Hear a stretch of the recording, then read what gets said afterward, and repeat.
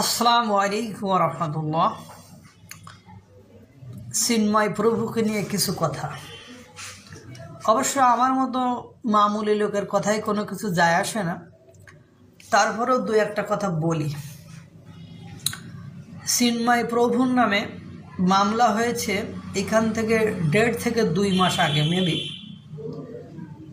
একজন ব্যক্তির নামে 1.5 থেকে 2 মাস আগে রাষ্ট্রদ্রোহীর মামলা হয়েছে। তাকে গ্রেপ্তার করতে এতদিন সময় লেগেছে। আমার কথা হলো, উনি যদি বড় ধরনের অফেন্ডার হন তাহলে তার যেদিন মামলা হয়েছিল তার পরদিনই গ্রেপ্তার করার কথা। কিন্তু দুর্ভাগ্য হলো সত্য যে তাকে গ্রেপ্তার করা হয়নি। রংপুরে ইস্কনদের যে ইস্কন অর্থাৎ হিন্দু জাগরণী মঞ্চ নাকি হিন্দুদের যে সংগঠন, তাদের ব্যাপক একটা জনসমাবেশ হয়েছিল। সেখানে বিভিন্ন মহলের বাধা বিপত্তি সত্ত্বেও তারা লক্ষাধিক লোকের সমাবেশকে আটকাতে পারেনি। সেখানে চিন্ময় প্রভু কিছু বক্তব্য রেখেছেন, যে বক্তব্যগুলো যে কোনো মানুষের শুনলে ভয় পাওয়ার কথা। কারণ তার দাবিগুলো যৌক্তিক এবং তার দাবিগুলোকে অগ্রাহ্য করার মতো কোনো বিবেকবানের পক্ষে অস্বীকার করা কোনোভাবে সম্ভব নয়। এখন কথা হলো যে ওনার বিরুদ্ধে মামলা হয়েছে কতদিন আগে, কিন্তু গ্রেপ্তার কেন এত পরে করা হলো? এবং তাহলে এখন কথা হলো, গত 2 দিন ধরে ঢাকা শহরে, দ্যাট মিন্স রবিবার সোমবার, ঢাকা শহরে যে একটা অরাজক পরিস্থিতি সৃষ্টি হয়েছিল এবং মোল্লা মাহবুবুর রহমান কলেজে যে ভাঙচুর, সোহরাওয়ার্দী কলেজে যে ভাঙচুর, সেটা নিয়ে সরকারি মহলের প্রথম দিকে কোনো বক্তব্য বা কর্মসূচি বা কর্মকাণ্ড ছিল না। ওই পরিবেশ পরিস্থিতি এতটা ঘোলাটে হয়ে গিয়েছে, এটা থেকে মানুষকে কোনোভাবে ডাইভার্ট করার একটা ওয়ে কিন্তু এটাও হতে পারে। দেখেন, আজকে আমি ইউটিউবে দেখলাম সব চ্যানেলে চিন্ময় প্রভুকে চট্টগ্রাম আদালত থেকে জামিন নামঞ্জুর করেছেন। তাকে প্রিজন ভ্যানে করে কারাগারে যখন নিয়ে যাওয়া হচ্ছিল, সেখানে তার ভক্তবৃন্দ যেতে দিচ্ছিল না। পরে আর্মি এবং পুলিশ লাঠিচার্জ করে সেই জায়গা খালি করে অবশেষে তাকে নিয়ে গিয়েছে। মামলা কি? রাষ্ট্রদ্রোহীর মামলা। কিন্তু উদ্দেশ্য কিন্তু এটা নয়। যদি রাষ্ট্রদ্রোহী মামলা, রাষ্ট্রদ্রোহী ব্যক্তি এত সমাবেশ করে, উনি এর ভেতরে আমেরিকায় গিয়েছেন, বিভিন্ন দেশে গিয়েছেন, মিটিং সিটিং করেছেন, ধরা হয়নি। কিন্তু হঠাৎ করে কালকে যে কেন ধরা হলো আমার ফাঁকা মাথায় ঢুকছে না, তাই একটু শেয়ার করলাম আর কি। রাষ্ট্রদ্রোহী মামলা, তার সংবিধান ছুঁয়ে যারা শপথ করে, তারা যে সংবিধানের বিধি লঙ্ঘন করে, সংবিধানের সংবিধান আগে 72-এর সংবিধান এখনো বাতিল হয়নি। সেই সংবিধানের একটা ধারায় ছিল শেখ মুজিবের ছবি সর্বত্রই রাখতে হবে।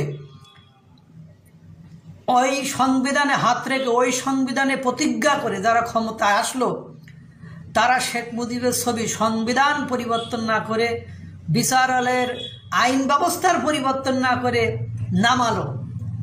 তা এই সংবিধান লঙ্ঘন করা কি অপরাধ নয়? মাসুদ কামাল স্যার বলেছিলেন সংবিধান লঙ্ঘনের দায়ে এদের ফাঁসি হবে। তাদের তো আজও কিছু হয় নাই। বুঝতে কষ্ট হচ্ছে না যে তলে তলে কিছু একটা ঘটছে, যে ঘটনা বাংলাদেশের জন্য খুব বেশি শুভকর হবে না।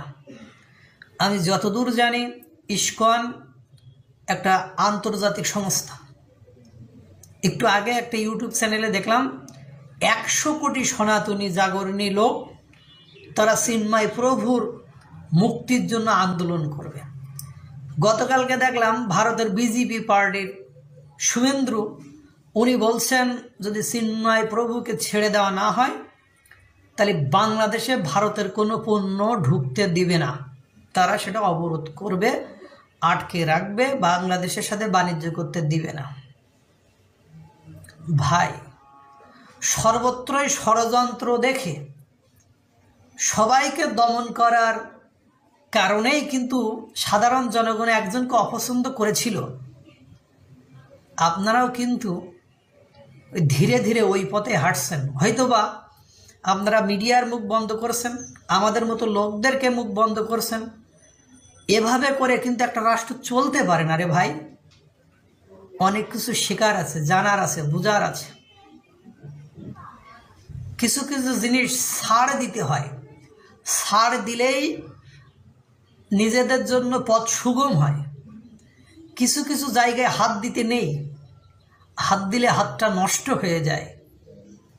আপনারা আমাদের চেয়ে বিচক্ষণ, আপনার কাছে সমস্ত শক্তি আছে, তাই বলবো ইসকনকে নিয়ে বাংলাদেশে যে আন্দোলন বা যে জঙ্গি সংগঠন বলা হচ্ছে, এটা কিন্তু আন্তর্জাতিক সংগঠন। বিশ্বের অন্যান্য দেশে কোনো দেশ কি এটা বন্ধ করে দিয়েছে বা এটাকে আন্তর্জাতিক মহলে এটাকে অস্বীকার করেছে? আমি তারেক, গণ অধিকার পরিষদের তারেক দেখলাম, ও বলছে যে এই চিন্ময় প্রভু নাকি 2021 সালে বলেছিল যে ইসকনের জন্মই হয়েছে শেখ হাসিনাকে ক্ষমতায় বসানো। সেটা কতটা সত্য আমি জানি না, উনি একটা ভিডিওতে দেখিয়েছিলেন।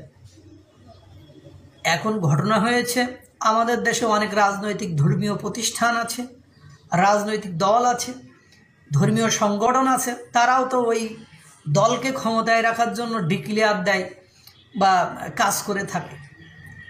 এখন আমার যা মনে হচ্ছে, আপনারা চাচ্ছেন না যে কোনোভাবে ইসকন এদেশে আর কর্মকাণ্ড করুক, এজন্য পরোক্ষভাবে এই কর্মসূচিতে হাত দিয়েছেন। আমি জানি না এটা আমার মন্তব্য কতটা ঠিক, ভুল হতেও পারে, সঠিক হতেও পারে। আল্লাহ তাআলা সকলকে ভালো রাখুক, সুস্থ রাখুক। আসসালামু আলাইকুম ওয়া রাহমাতুল্লাহ।